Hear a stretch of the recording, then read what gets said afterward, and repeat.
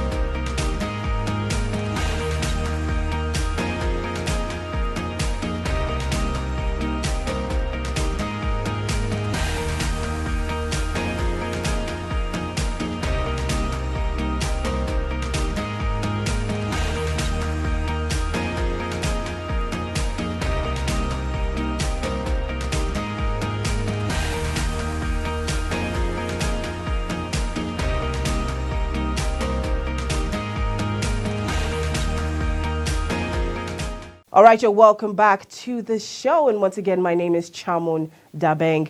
All right, so today we're going to be taking a look at Nigeria's tech sector. Well, Nigeria has been blessed with a huge amount of young people in our society. Now, the youth represent over 60% of our population. And as the country boasts of a young population, we can equally boast of a growing tech sector in the country. Now, the tech sector in Nigeria managed to thrive through the COVID-19 pandemic and actually contributed 15% to Nigeria's gross domestic product, that's our GDP.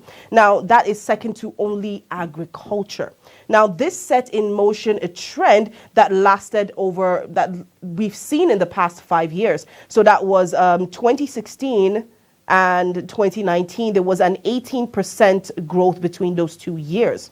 Now, this growth has positioned Nigeria as one of in fact, the largest tech market on the African continent. And we have over 90 tech hubs at this point, and it's just continuously growing. And we also have a vibrant customer base. Now, joining me to talk about the growth of the Nigerian tech sector is software engineer Habib Magaiva. You're welcome to the show. Thank you for having me. Good morning. Great to have you here. Yes, so Nigeria's tech hub is actually one of the most attractive and full of economic potential in Africa, with a plethora of startups, like I said earlier on, and in a country where we're currently struggling with a huge number of unemployed youth. Now, we already know that unemployment rate for Nigeria is 33%. And before we start breaking down and going into youth unemployment itself, I mean, this itself, the tech sector has basically provided a cushion for a lot of young people to fall onto. And it's been, I wouldn't necessarily say it has translated into job opportunities just yet, but it has been something for the Nigerian youth right now. Sure. Now, but what are your thoughts on the current trends of Nigeria's tech sector? Well, for me, I will say it's been very good. Just like you said, during the pandemic, tech was a big thing, not just in Nigeria anyway. Globally, it was a big thing. So people started getting the whole culture of work at home. We always had this culture in tech prior to the pandemic period. And there are a lot of products that really enabled a lot of businesses thrive, especially like fintech. We see fintech moving a whole lot right now. There was a whole boom in the whole pandemic period because everybody had to move their businesses online. Yeah. So fintech now became a big thing. You know, payments. You needed logistics was another thing because you needed to move goods from one place to another, and tech enables these things. So I'll say the pandemic played a big role in enabling tech become big in Nigeria, and so far so good. It's been looking good, and I think in the future it's going to be really big. As a matter of fact, Jobberman actually estimates the sector to grow up to $88 billion. That's by 2027. So there's actually a lot of promise within this sector. But like you said, the pandemic did inspire a lot, but you know, it does come with its own challenges that a lot of people in that area have to face. Now, you talked about fintech being something that has really grown. What next after the pandemic? Because we're moving past that already. We're already in fact, 2021 is already done. We're just a few weeks away from the end of that. Yeah, sure. I think something that the pandemic exposed, I think not just to Africa, generally to the world, is data is very huge, and data is very huge for planning, and tech has a big role to play in gathering data. So I think there will be a huge move towards a lot of data gathering startups, a lot of data planning startups in Nigeria and Africa as a whole. So I see that big shift happening, and I see tech playing a very big role there.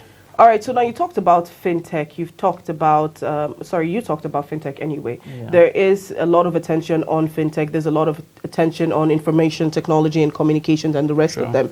But technology is not just about those sectors. There's so much into it, like robotics and AI, blockchain. Yeah, I think that's the extent of all the things I know when it comes to technology. Yeah. But I do know that there's so many other aspects to technology than just information technology, than just infotech. So why is it that there is this difficulty growing beyond just those areas? Growing just beyond those areas in terms of job employment, or No, touching other areas of technology. Well, I think because tech, I think in Nigeria is relatively new. I think we are seeing a lot of more opportunities opening up in the whole industry right now. So we have other careers playing a role in tech right now. We have the legal part playing a role. We have we have designers and the rest playing a role right now. So I think the whole industry is opening up, and as it opens up, it accommodates other careers to come in, and I think it's going to be a good one moving forward. All right, so we have a video of a digital artist talking about his own outlook on the tech sector. So let's take a look at that. Digital artists, it's anything. Let's look at it like this: the traditional medium of art, right, which contains sculpting, illustrations, maybe pencil work, all of that, right?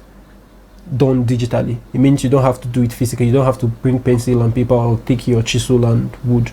Everything is done digitally. That's digital art. So it covers a wide spectrum, from 3D animation and 3D modeling to graphic design. That's like creating flyers and all of that. In the middle, you have video editing, you have motion graphics design. So all of that spectrum is digital art. Even if I have to say so myself, but it's very profitable, right? And not just because it's tech. It's everything is always about monopoly and excellence, right? I believe, or I think, that if you want to make money, it should be in a place where there are not plenty of people that can do what you do, and there are not plenty of people that can do it better than you do, right?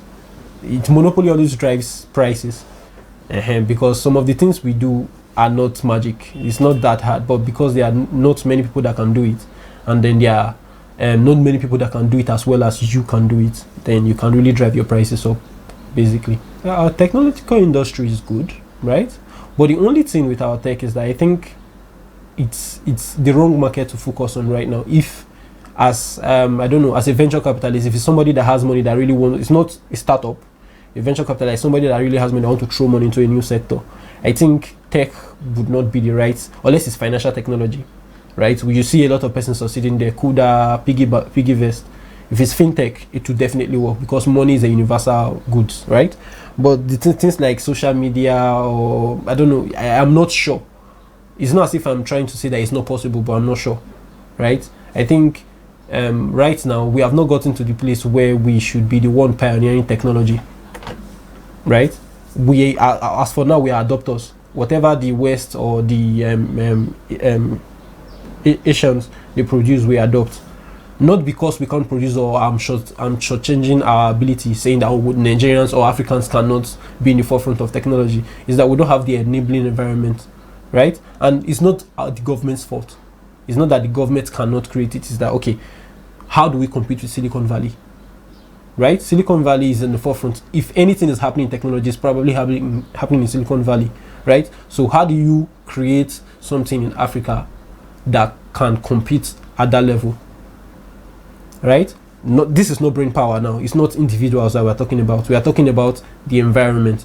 Even if the government starts putting money into this things, there are other sectors where we feel that things are more pressing, right? Let's think electricity, let's think good roads. Basically, that's what I think about that. All right, so from the video, he did venture off into talking a little bit about challenges that are being faced by tech guys here in Nigeria, or faced by the tech sector in Nigeria. But to you, what do you think are some of the challenges that the tech sector faces in this country? I think one major challenge currently, especially in the fintech side, is regulations. I know the government has a lot of you have to regulate things at the end of the day. You have to play a central role. There has to be some sort of control, of course. Obviously. But I think the government isn't close to the players in the industry. I think when you have a close relationship within the players in the industry and those regulating the industry, I think things will go smoothly. They will understand better what we do and how best to put out these regulations. So regulations is the one major challenge I think tech right now is facing. I think another major challenge, just like almost every other sector in Nigeria, is finance. In the news we've heard a lot of finance come into tech, but I think there's still a huge gap to be filled in terms of that. The third challenge I think tech generally has in Nigeria so far is talent. So we have a lot of companies needing talent to push their operations forward, and we are lacking this talent. But I think there are a lot of organizations who are out there trying to bridge this gap, and I think with time things will start to look up. Anyway, still speaking on challenges, one of the challenges that I have noticed is an issue of funding.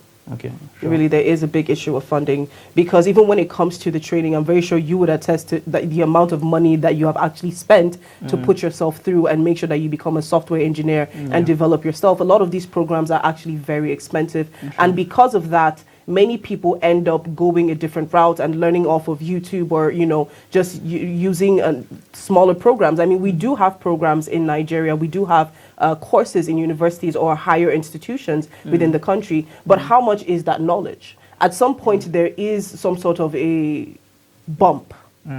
And they would need to call on other people in diaspora to come in and say, okay, can you help out with this? Can you help out with that? But if we had teachers, if we had tutors that had the full, complete knowledge, then they would be able to actually pass that knowledge on to the student. Sure. So that way, talent no longer becomes a problem. There would be a plethora of people with talent.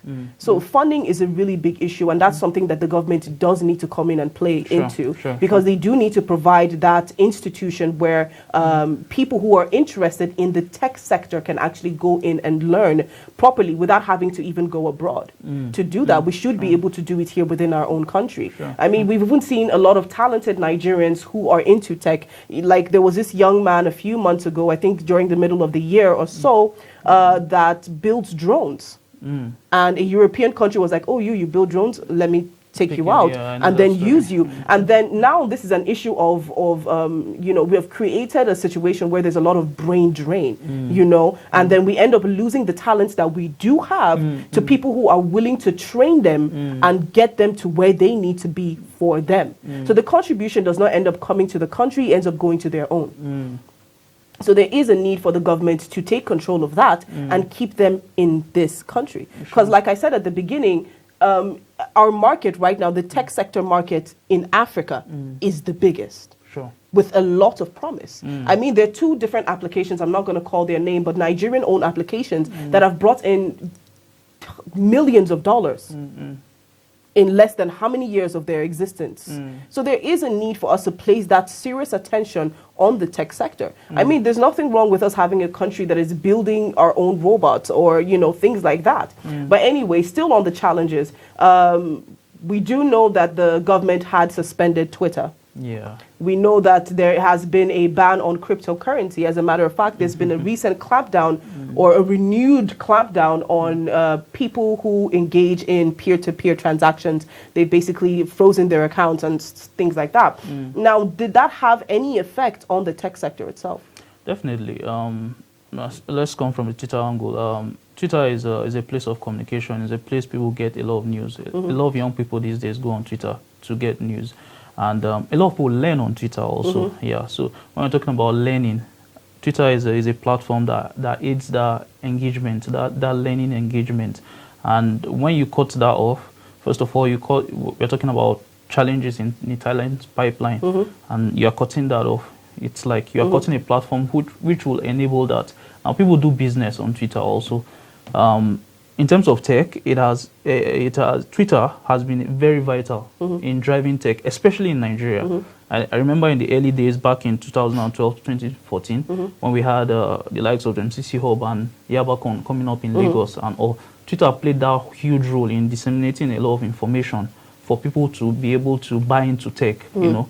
And the federal government has cut that out. Coming down to cryptocurrency, I understand they're trying to regulate, you know, the whole system and all, and they're trying to not let something they can't control come into the society. And I think a lot of governments all over the world have had some challenges with cryptocurrencies also. But what I would say is the best way to approach this thing is to understand it first of all. So it's not about, you know, a lot of people, a lot of businesses are surrounded around cryptocurrencies. They have exchanges out there that are surrounded around cryptocurrencies. And you come in and you just throw a ban. You're stopping a lot of businesses. You're cutting the lifeblood of the income of a lot of people, you know, programmers and all, you know. So I think what the government needs to do is try and understand these things, try and bring people out, invite you know, the players in this industry and try and understand and see how they can now regulate this instead of totally banning them out. Yeah. All right. So I have one question. So looking at the e-Naira right now, you know that this is now controlled completely by the CBN. Yeah. And it doesn't really give a lot of space for individuals to generate their own coins. That's if I'm asking it properly right now. Yes, but because even when you look at things like Ethereum, Binance, and the rest of them, they were developed by a group of people themselves. Sure. Now, does this really take away from the pool of opportunities for Nigerian youths who may have an interest in generating their own digital coins? Well, probably. But generally, I don't. Let's not take away the advantages of the e-Naira. Yeah. The government is trying to go cashless policy, and I think e-Naira could drive that. It's a good initiative anyway. It's a good one out there. But just like you said, it might be blocking out. It might be a challenge for other people creating their own cryptocurrencies out there. So you don't just monopolize the market. Yeah, you try and regulate the market while you put out your own solution on there, because competition is always good. You understand? Because if we have only the e-Naira out there and there are no options, I think we'll face a lot of challenges in terms of, you know, how good the product is. But when you have competitors out there, when people have options, I think it helps the market move forward. It helps the market grow and move. Yeah. So I think generally, I think the government needs to allow that space. Yeah. All right. So right now, what do you feel that Nigeria needs in order to make the tech sector thrive? I think the first things first. I think the government needs to try and play well with the players in the industry. That's the first thing. Just like you said, we need a lot of funding in this space. And just like you said, tech has in the beginning of the show. You said tech has contributed a huge chunk to Nigeria's 15%. GDP. So last year means that there is actually promise of more coming in if there are investments, if there are more investments. So I think the government needs to look into how they can come in and play in this industry and grow it, because it will help a lot of it help the GDP. It will help a lot of job opportunities. This government has been talking about growing job opportunities, and tech is a sector which you could actually grow job opportunities like really fast. So I think the government needs to look into these things, try and call the players in this industry, understand what the industry is about, understand what the vision is, try and play into that vision, and try and benefit what they can from All right. space. All right. So my final question now is this. Now, despite the growth of Nigeria's tech sector being the key pillar of the country's new national digital policy and strategy for 2020 and 2030, to 2030 anyway, the Global Competitiveness Report actually places Nigeria 122nd out of 140 countries. So in Africa, we might be the biggest. But when we take a look, when we step out of it and take a look at other countries, we're sitting at 122 out of 840 countries. And of course, that figure isn't good. Now, even though the government had come up with this strategy, they've put everything together in order to grow the economy. Would you say that they have actually, sorry, not the economy, digital skills for people out there? Has the government shown good faith in following through with this strategy? Well, I think they've tried what they can. The pandemic was a huge challenge for everybody, and the government included. And we are just trying to come out of it and try and put structures in place and all. I think in terms of on the part of the government, they've tried to play their role, but I think there's still a huge gap. There's still lots they can do, and I think they should put in more efforts in trying to put in these efforts to help, the industry move forward. Okay, one more question. Sure. Do you think that one of the things that's holding us back from actually going fully into the tech sector is a lack of understanding from, some of our officials of, the importance of the tech sector? Yeah, sure. I think that plays a huge role. I've been saying it, that they need to come and understand what the tech sector is all about. So these our officials, our government officials, they don't really understand what's happening.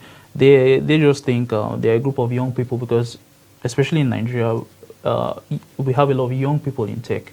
So it seems like there are a lot of young people out there, and there's this correlation between tech and this scam out there. Yeah, so it's very hard to differentiate these two. So it's like tech is this sector they don't understand. People are making money. They don't understand how this monies are coming being in. made. You understand? All right. Unfortunately, we don't have enough time. But yes, before we go, let's just say this. I believe youth unemployment is over 20%. Youth underemployment is also over 20%. Unemployment in general is 33%. So there's something that actually needs to be done. This is a great opportunity for the country, and the government needs to step in and take advantage of it. All right, so we've come to the end of our show for today, and I would like to thank my guests in the studio. Thank you so much, Mr. Habib, for being a part of the show. And to all our viewers out there, thank you so much for watching. Do remember to follow us on all our social media platforms. Look us up on YouTube, Instagram, and Facebook. Just check Trust TV News. You find us there. Well, once again, my name is Chamo Dabeng. Come back again for more Business Daily. Let's talk numbers.